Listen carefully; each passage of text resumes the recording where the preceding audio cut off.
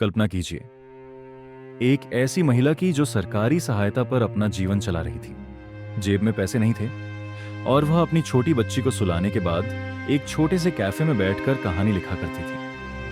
आज वही महिला दुनिया की सबसे प्रसिद्ध किताबों की रचयिता है, जेके रोलिंग। लेकिन उनकी कहानी किसी जादू से कम नहीं है। जेके रोलिंग का जन्म 1965 में इंग्लैंड में हुआ था।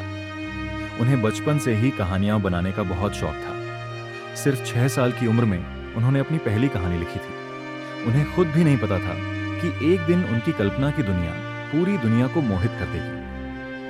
सन 1990 में वह मैनचेस्टर से लंदन जा रही एक ट्रेन में बैठी थी।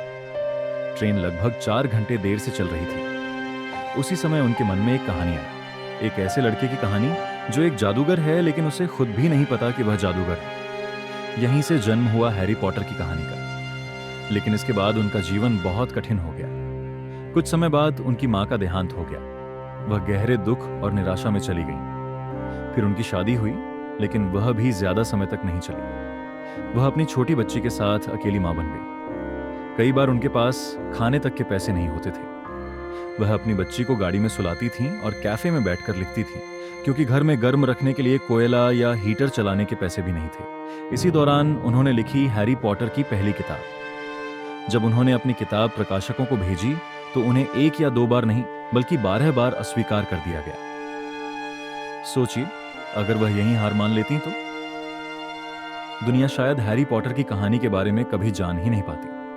आखिरकार एक छोटे से प्रकाशन संस्थान ने उनकी किताब को छापने का निर्णय लिया। कहते हैं कि उस प्रकाशन संस्थान के मालिक की 8 साल की बेटी ने किताब पढ़ी और कहा, पापा, यह किताब जरूर छापिए। सन 1997 में यह किताब प्रकाशित हुई और उसके बाद जो हुआ वह इतिहास बन गया।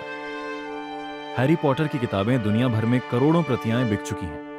एक समय था जब जे.के. रोलिंग सरकारी सहायता से अपना जीवन चला रही थी, लेकिन बाद में वह दुनिया की सबसे सफल लेखिकाओं में शामिल हो गईं।